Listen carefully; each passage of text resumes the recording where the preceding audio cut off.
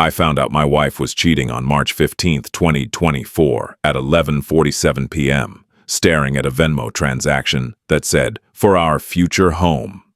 The same night I was supposed to be celebrating our 5th wedding anniversary, and exactly 3 years to the day, after our first fertility doctor told us we'd need IVF. If you got some time and maybe something to drink, settle in. Because this story has everything. Betrayal, stolen money, a neighbor who thought he hit the jackpot, and an Easter Sunday that nobody in my family will ever forget. 3 years ago, I thought I knew exactly how my life would go. 2 years ago, my wife started building a completely different life with someone else. And $347 later, I discovered that every single dollar I'd saved for our future baby had gone to funding another man's existence. But here's the thing about truth. It doesn't stay hidden forever, and when it comes out, it burns everything down. This is the story of how I went from a heartbroken husband to the man who exposed his wife's affair in front of both our families on Easter Sunday. It's about fertility struggles, Venmo receipts, and the kind of revenge that makes people wonder if you went too far. Spoiler alert. I sleep just fine at night. Let me take you back to the beginning. I met Amanda Morrison in 2016 at a wedding in Austin. She was a bridesmaid. I was a groomsman, and we spent the entire reception talking about everything except the happy couple. She was smart, funny, ambitious, a marketing coordinator with big dreams. I was a software engineer who just landed a job at a decent tech company. We were both 26, both ready for something real. We got married in June 2019. Small ceremony, backyard reception. Her parents cried happy tears. My mom kept whispering, "Grandchildren soon," and Amanda would laugh and squeeze my hand. We bought a house in the suburbs that fall. 3 bedrooms, good school district, perfect for the family we were planning. We'd walk through those empty bedrooms and talk about paint colors. Pale yellow, we decided. Gender neutral, full of hope. We started trying to get pregnant in January 2021. Month 1, nothing. Month 2, nothing. By month 6, Amanda was getting frustrated. By month 9, we were both pretending everything was fine while secretly panicking. In March 2021, March 15th specifically, we had our first appointment with a fertility specialist. Dr. Martinez was kind but direct. "Your tests show some challenges. I recommend IVF. Success rates are good, but it's expensive, around $15,000 per cycle, and most couples need 2 to 3 attempts." I watched Amanda's face crumble. We held hands in the parking lot and cried. Then I did what I always do when faced with a problem. I made a plan. That night I created a savings account called Baby Fund. I set up automatic transfers, $1,000 every month from my paycheck. I picked up overtime projects. I skipped lunches out, canceled subscriptions, drove my car an extra year instead of trading up. Every dollar went into that account. Amanda seemed grateful. She'd check the balance sometimes and say, "We're getting closer, babe." We attended every appointment together. At first, we learned about follicle counts and hormone levels and implantation windows. We became experts in a language we'd never wanted to speak. Our first IVF attempt was September 2021. 2 weeks of injections. I gave them to her every night, her sitting on the bathroom counter, me trying not to shake. The egg retrieval, the agonizing wait. Then the call from Dr. Martinez. "I'm so sorry it didn't take." That night, Amanda cried in the bathroom for 3 hours. I sat outside the door, helpless. The cost, $15,000, gone. The hope, shattered. But I told her we'd try again. I took on extra freelance work. The Baby Fund slowly rebuilt. Second attempt, March 2022. Same process, same hope, same devastating phone call. This time, Amanda didn't cry. She just went quiet. For weeks, she barely spoke. She started staying late at work more often. When I'd ask about her day, she'd say fine and scroll through her phone. I told myself it was grief. Fertility trauma is real, and we were living it. I gave her space. I went to therapy. I suggested couples counseling. She said we didn't need it. We just needed time. Looking back, I can't believe I missed it. But when you're drowning, you don't always notice someone else slipping under the surface beside you. In June 2022, we had a storm that damaged our fence. Amanda said she'd handle getting it fixed. I was swamped with a product launch at work. She found a local handyman through a neighborhood Facebook group, Tyler Brooks. He lived 4 houses down.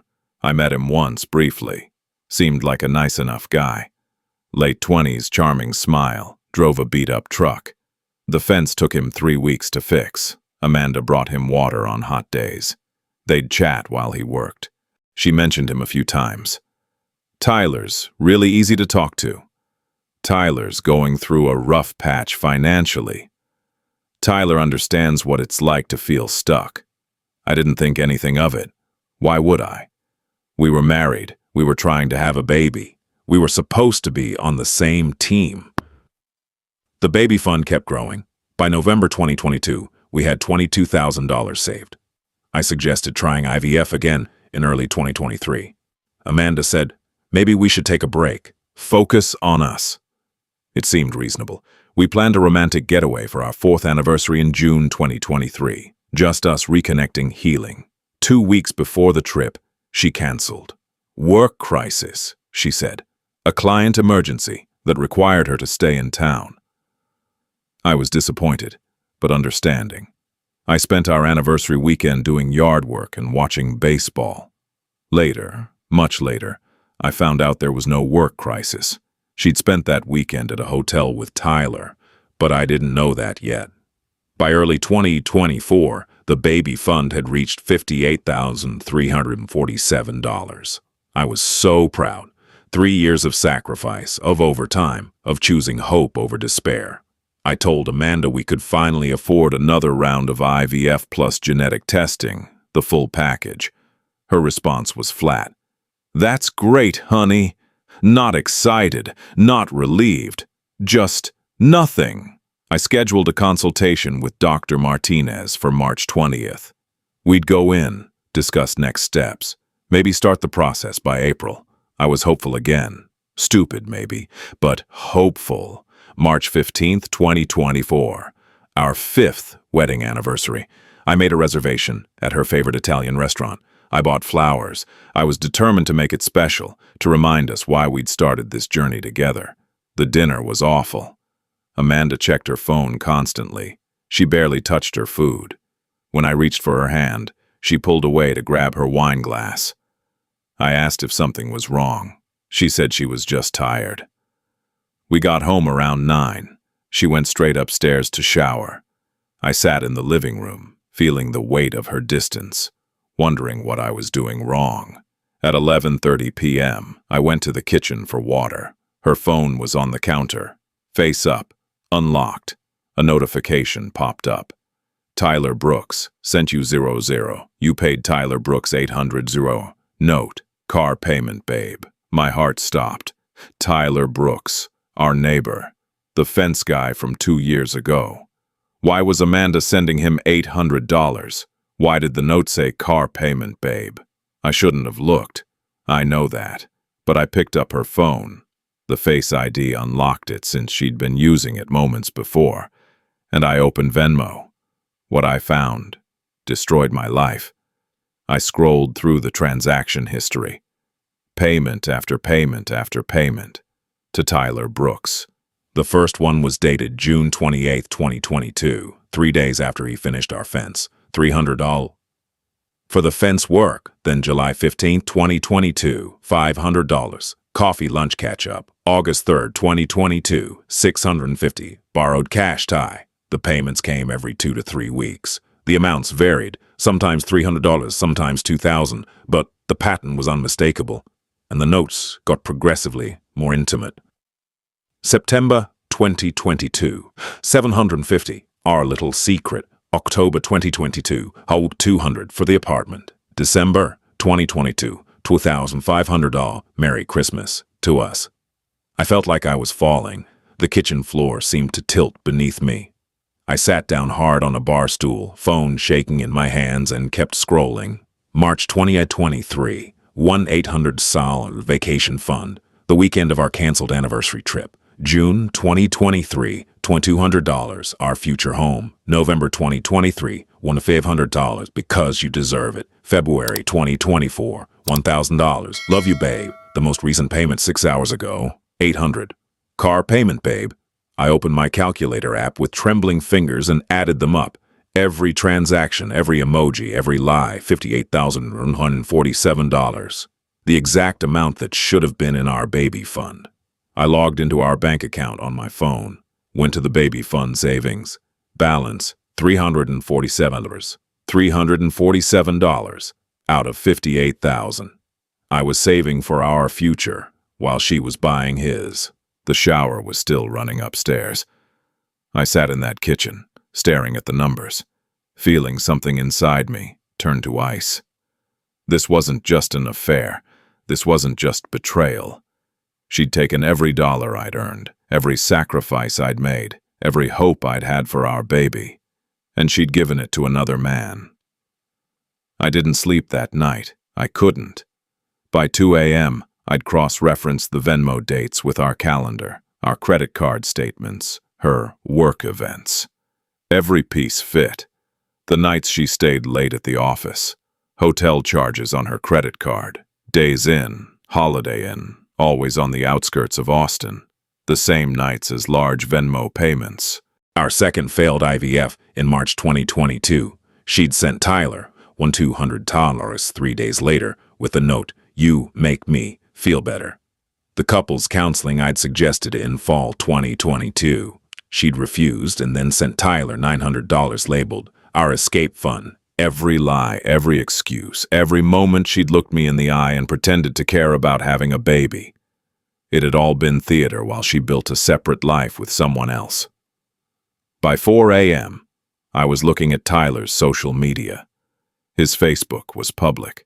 Recent posts showed furniture I didn't recognize, a newer truck, a trip to South Padre Island in December, all around the times of her largest payments. His Instagram showed the same. New TV, gaming setup, nice dinners at restaurants we could never afford because we were saving for IVF. One photo from November made me stop breathing.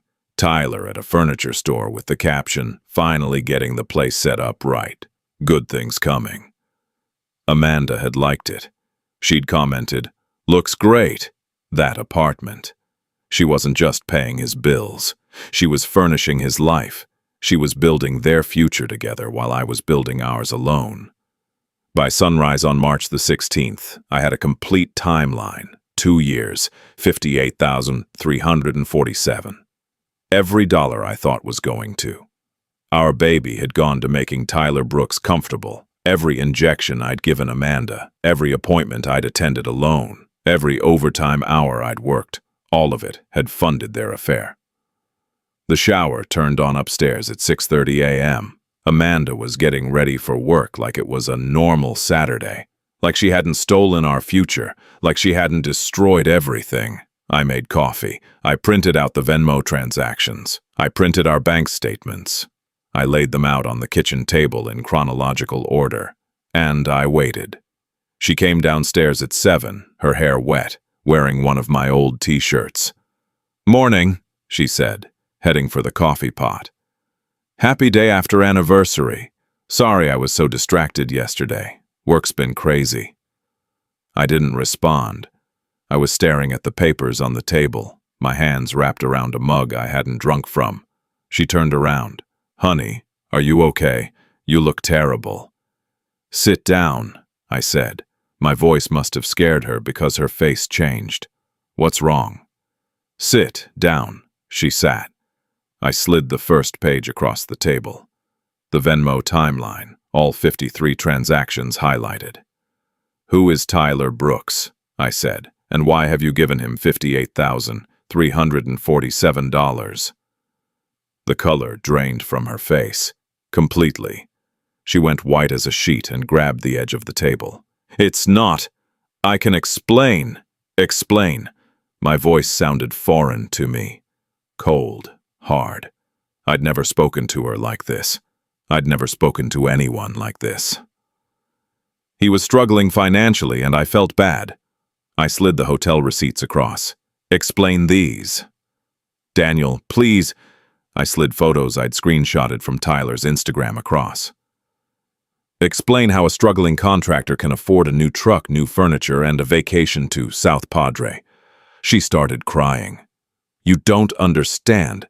Then make me understand. I slammed my hand on the table and she flinched. Make me understand how you spent our baby's money on another man.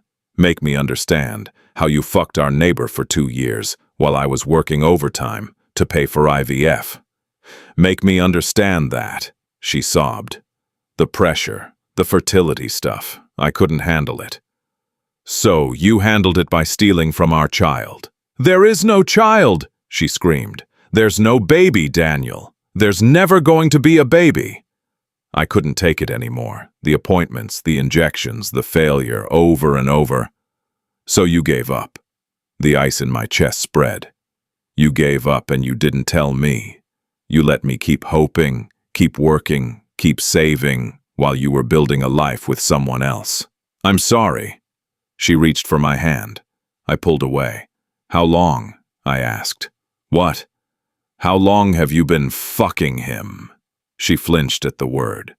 It started after he finished the fence, June 2022. Almost 2 years. I stood up. I needed to move or I was going to break something.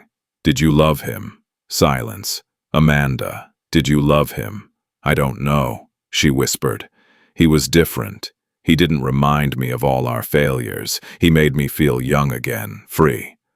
Free, I laughed. It sounded insane. You felt free, that's beautiful. Really beautiful. And the money, the car payments, the apartment, our vacation fund that became your escape fund. He was struggling.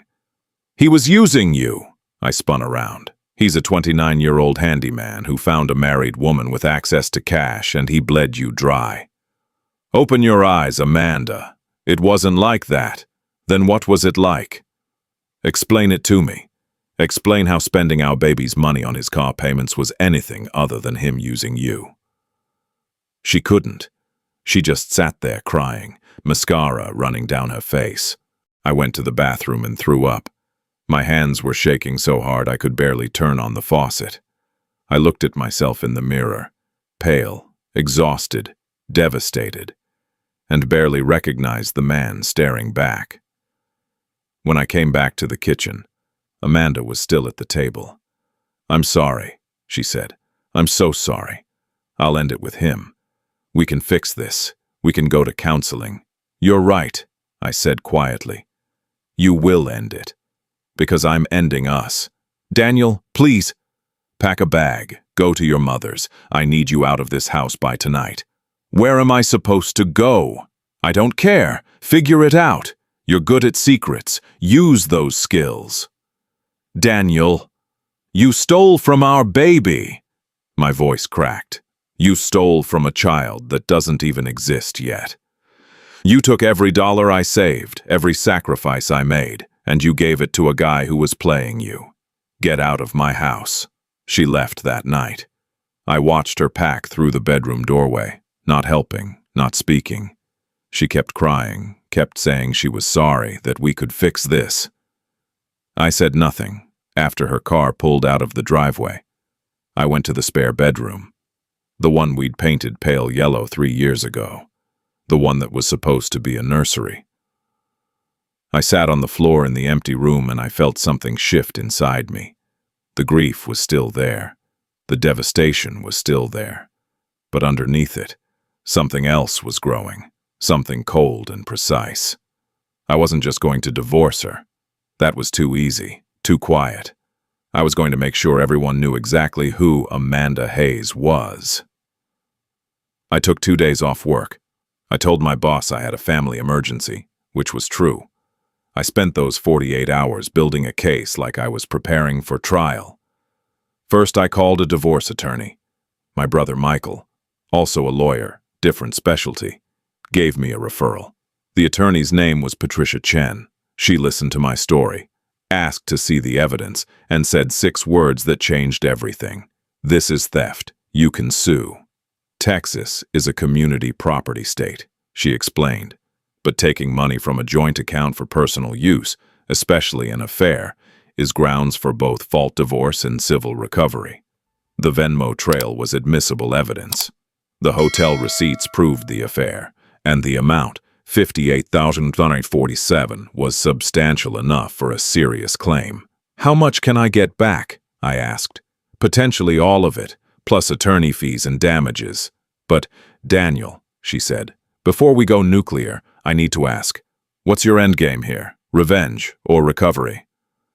"Both," she smiled. "I can work with that." Next, I hired a private investigator. His name was Marcus, former cop, specialized in domestic cases. I showed him the Venmo timeline and Amanda's current location. "I need confirmation she's still seeing him," I said. "Photos, if possible, and I need it this week." Within 3 days, Marcus had everything. Photos of Amanda visiting Tyler's apartment on March 18th, 19th, and 20th. Photos of them at a restaurant on March 22nd. Receipts showing she'd told her mother she was with me those nights. But I had her location data showing otherwise. The timeline was perfect. The evidence was airtight, and I had a plan. While I was building my case, I was also building something else, a presentation. My background in software engineering meant I knew PowerPoint inside and out. I created a slide deck titled, "How Amanda Spent Our Baby Fund, a 24-month Love Story." It was beautiful in its brutality. Slide 1, our wedding photo. Slide 2, the baby fund account creation date. Slide 3, our first IVF failure. Then, slide by slide, I showed every Venmo transaction with dates, amounts, notes, and emojis. I cross-referenced them with our calendar, showing when I was working late or traveling while she was with Tyler. I included hotel receipts, Instagram screenshots, the math showing she'd transferred every single dollar from our baby fund to fund another man's life. The final slide was simple. Questions. I was going to show this presentation to everyone who mattered in Amanda's life, but I needed the right moment, the right audience, maximum impact. Easter Sunday was April 7th. Our families had a tradition, joint brunch at our house. My parents, Amanda's parents, my brother and his wife, sometimes extended family. It was casual, comfortable, the kind of day where everyone felt safe. Perfect. I sent the invitation like normal. My parents accepted immediately. Amanda's parents, who didn't know about the separation yet, said they'd be there. I told Amanda through her sister that she was welcome to attend if she wanted to try talking. She jumped at the chance. Then I did something calculated. I texted Tyler Brooks. "Hey man, it's Daniel. Amanda mentioned you might be free Easter Sunday. We're having a neighborhood brunch thing. Very casual. Swing by around 9:30 if you want.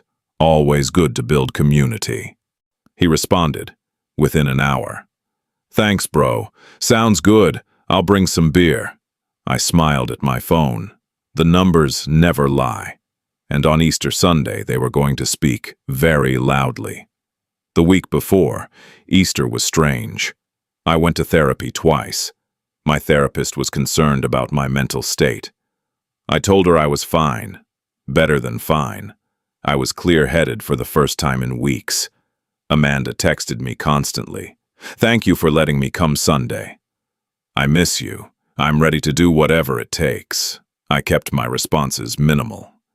"See you then." "Okay." Nothing that gave away what was coming. On April 6th, the night before Easter, I couldn't sleep. Not from anxiety, from anticipation. I ran through the plan in my head. Every detail, every reaction I could predict. By sunrise, I was ready. Easter morning, I decorated the house. Pastel colors, fresh flowers, baskets for the kids that weren't there. The irony wasn't lost on me. I set up the TV, queued up my laptop, tested the HDMI connection. Everything had to work perfectly. My parents arrived at 9 a.m. "How are you doing, son?" my dad asked, pulling me aside. I'd told them about the separation, but not the details. "Hanging in there," I said. My mom hugged me tight. We love you, no matter what happens. Michael and his wife Sarah came next. Michael knew the full story. He raised his eyebrows at me. You sure about this? I nodded. He sighed. All right, I've got your back. Amanda's parents arrived at 9:15. Frank and Carol Morrison. Good people, church-going, traditional. They hugged me like always. We're praying for you both, Carol said. Marriage is hard, but it's worth fighting for. I smiled. Yes, ma'am. Worth fighting for. Amanda arrived at 9:20. She looked thin, exhausted. She tried to hug me. I let her briefly. Thank you for this, she whispered. I said nothing. At 9:30, Tyler knocked on the door. I answered with a big smile. Hey man, thanks for coming. Amanda, sitting in the living room, saw him and went sheet white. She shot me a look of pure panic. I ignored it. Tyler came in carrying a six-pack, friendly as ever. Thanks for the invite, bro. House looks great. I introduced him around. Everyone, this is Tyler Brooks. Lives down the street. Fixed our fence a couple of years back. Amanda sat frozen between her parents on the couch. Tyler sat in an armchair across the room. The tension was delicious. We ate. I played the perfect host.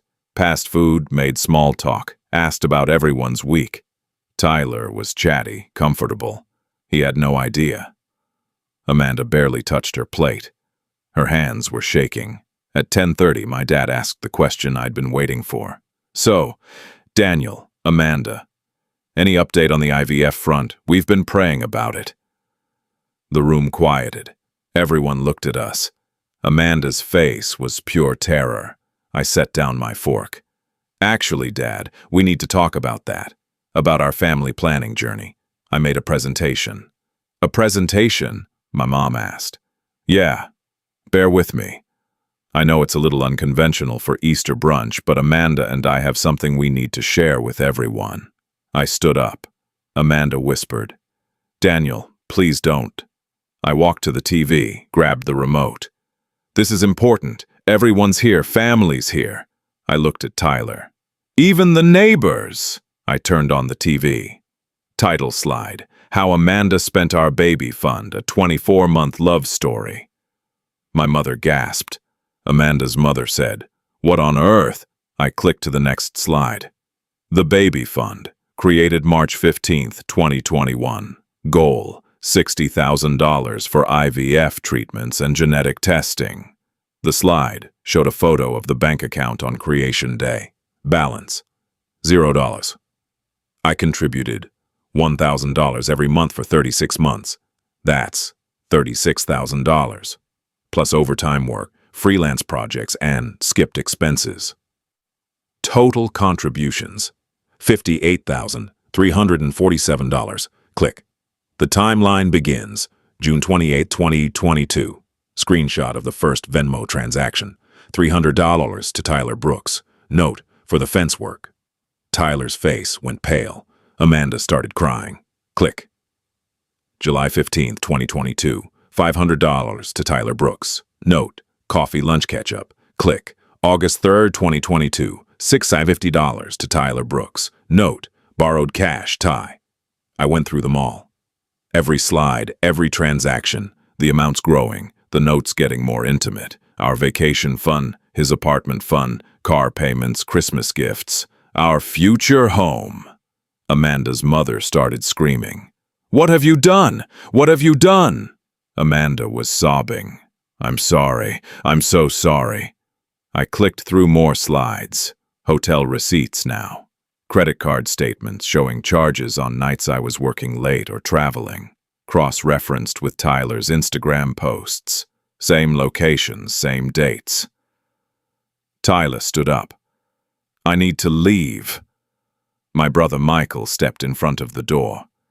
Sit down. You're part of this story. I showed the math slide. Total payments to Tyler Brooks over 24 months, $58,347. Baby fund balance as of March 15, 2024, $347. Number of documented lies, 87. Amanda's father, Frank, had gone completely silent. His face was red, his jaw clenched. Final evidence slides. Photos from the private investigator. Amanda visiting Tyler's apartment. Tyler's new truck. The furniture I'd helped pay for without knowing. Last slide. Questions. The room exploded.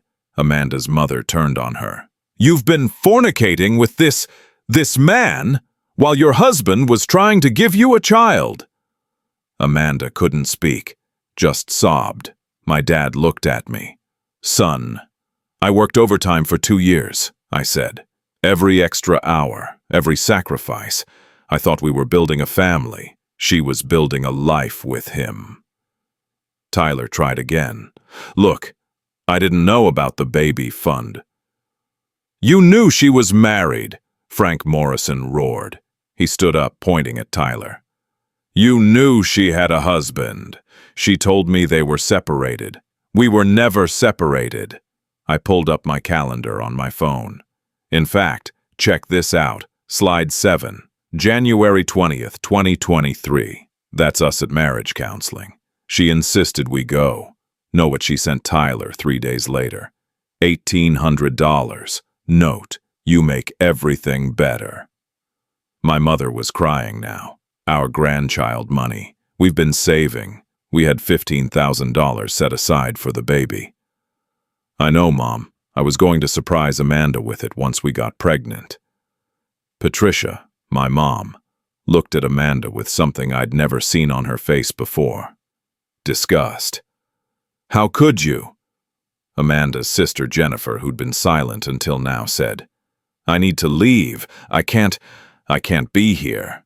"Nobody's leaving," I said, "because we're not done." I pulled up the final document.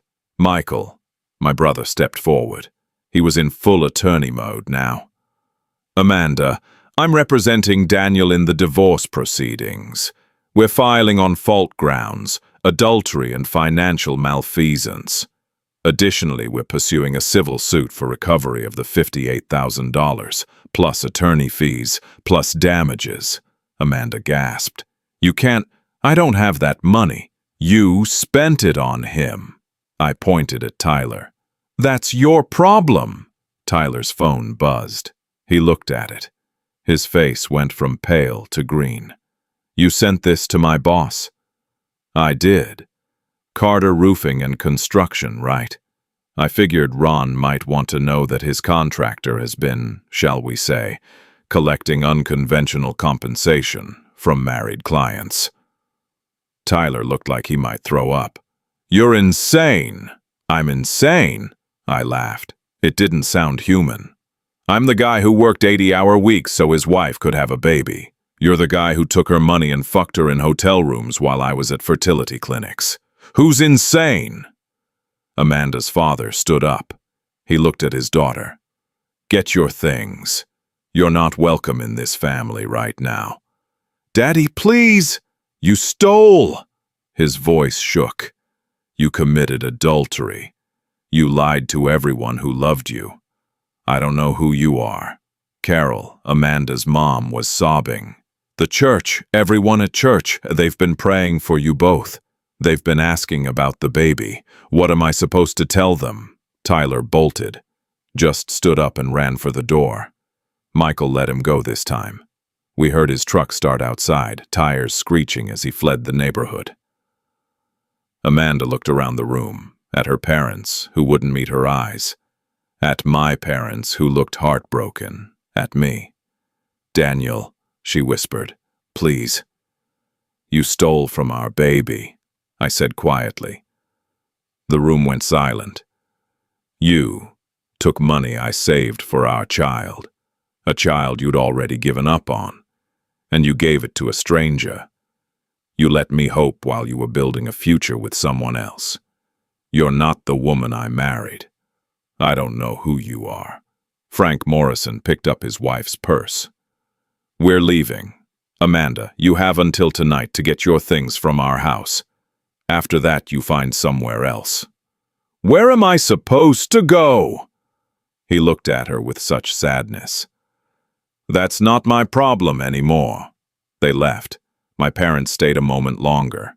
My mom hugged me. "We love you, sweetie. We're so sorry." My dad shook his head. "I taught you to be honest, to work hard. You did everything right, son." They left too.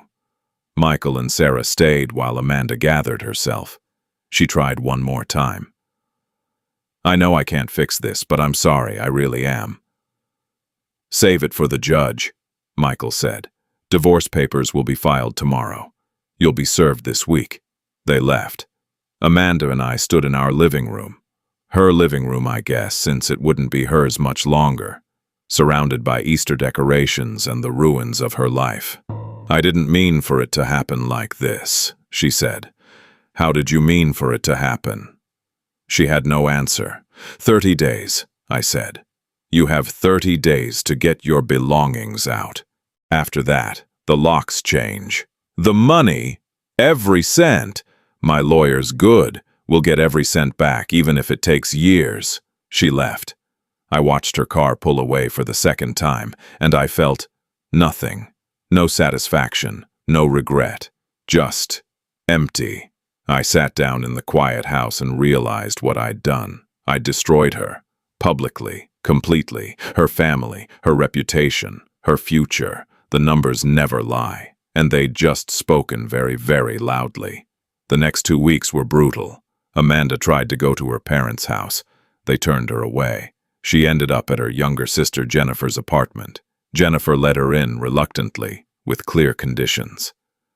2 weeks max, and you're getting help." The story spread through our neighborhood like wildfire. Mrs. Chen, our HOA president, pulled me aside at the mailbox. "We heard. I'm so sorry, Daniel." Within days, everyone knew. Former friendly neighbors crossed the street when Amanda drove by. Tyler was gone, moved out the Monday after Easter. No forwarding address.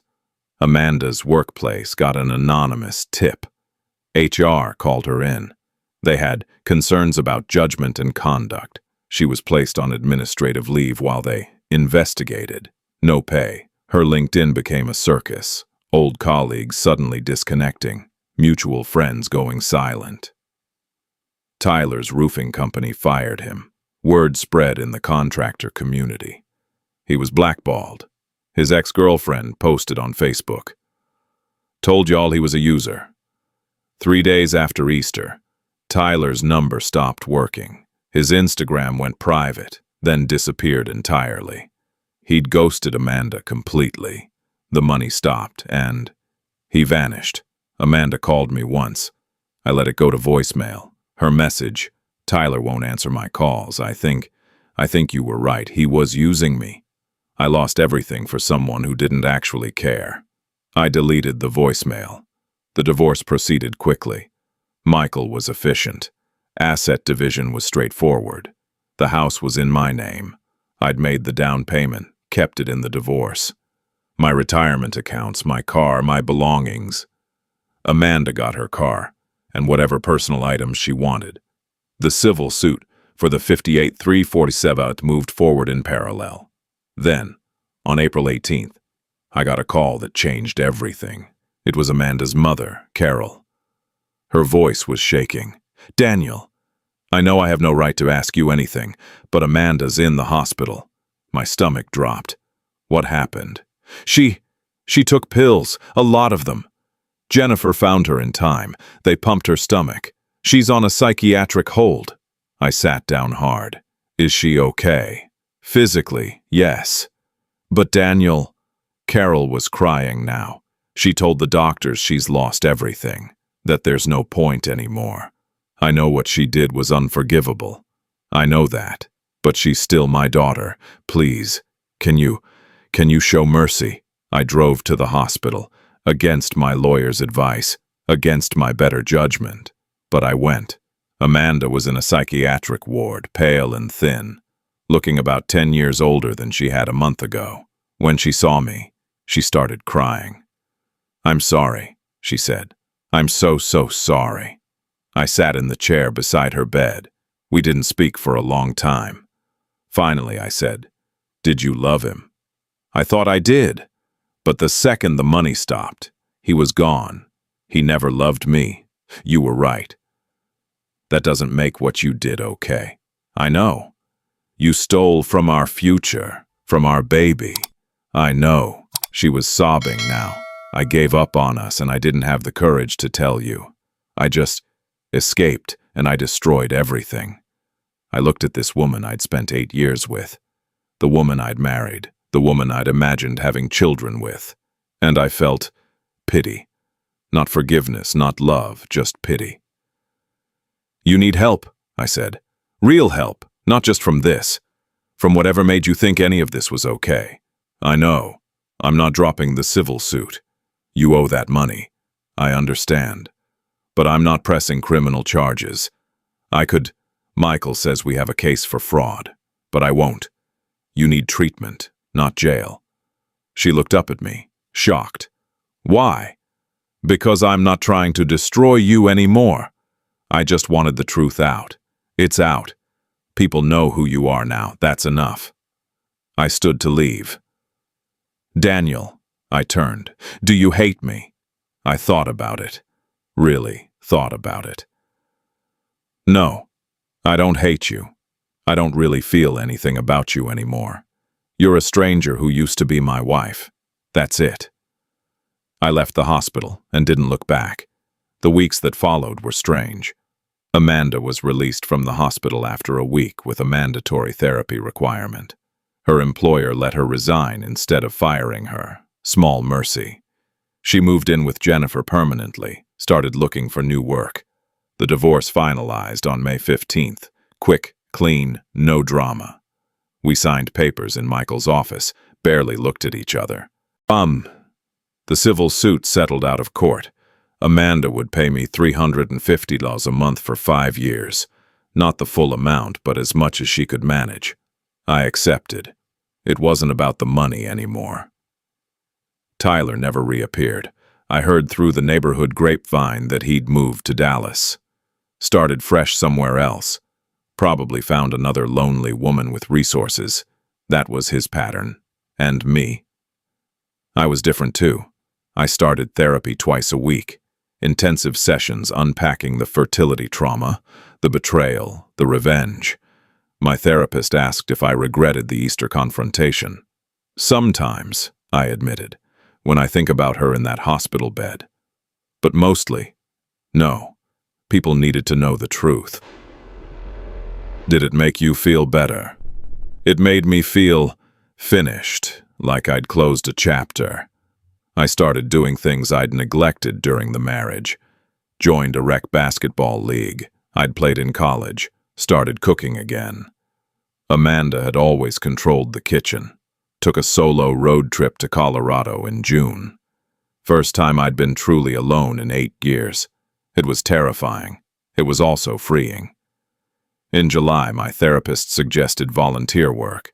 Something meaningful, something that reconnects you to the idea of helping others. I signed up for Big Brothers Big Sisters. Got matched with a kid named Marcus, 12 years old, single mom household. Needed a male mentor. We bonded over basketball and video games. I'd pick him up on Saturdays, we'd shoot hoops, grab lunch, talk about school. One Saturday, Marcus said, "My teacher says you're a good man. She's right." I asked who his teacher was. He pointed her out at a school event.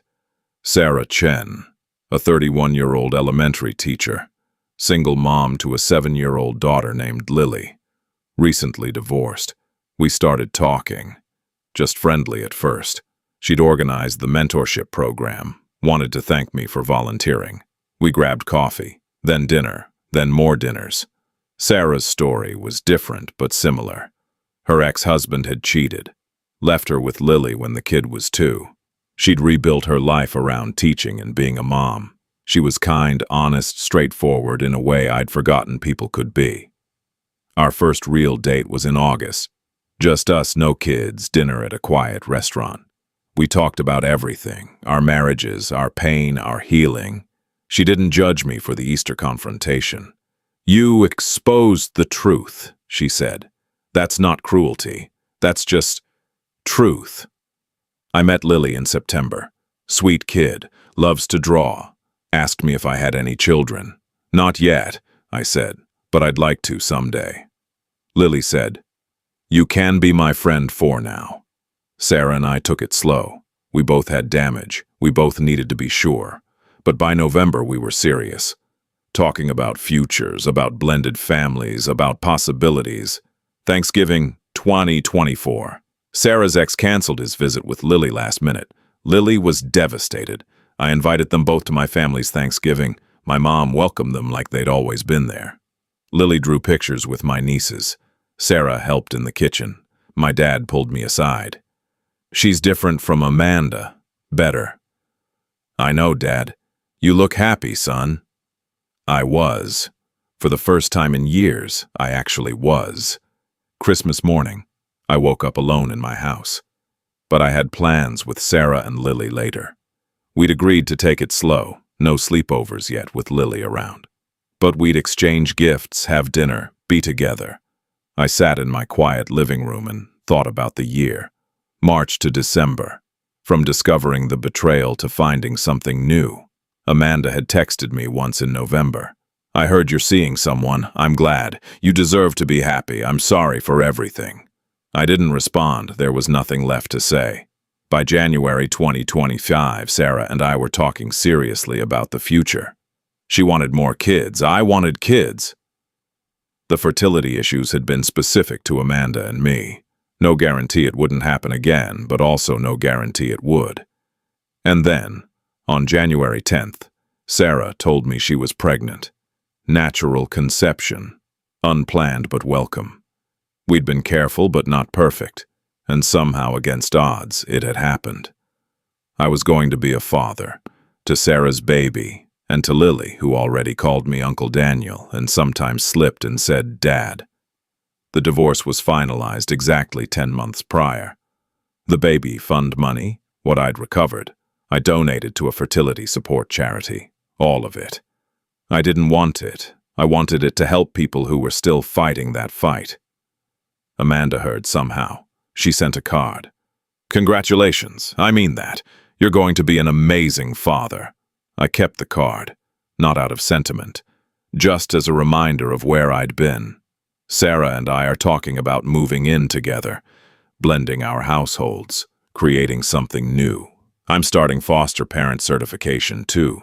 There are kids who need homes and we have room. We have love.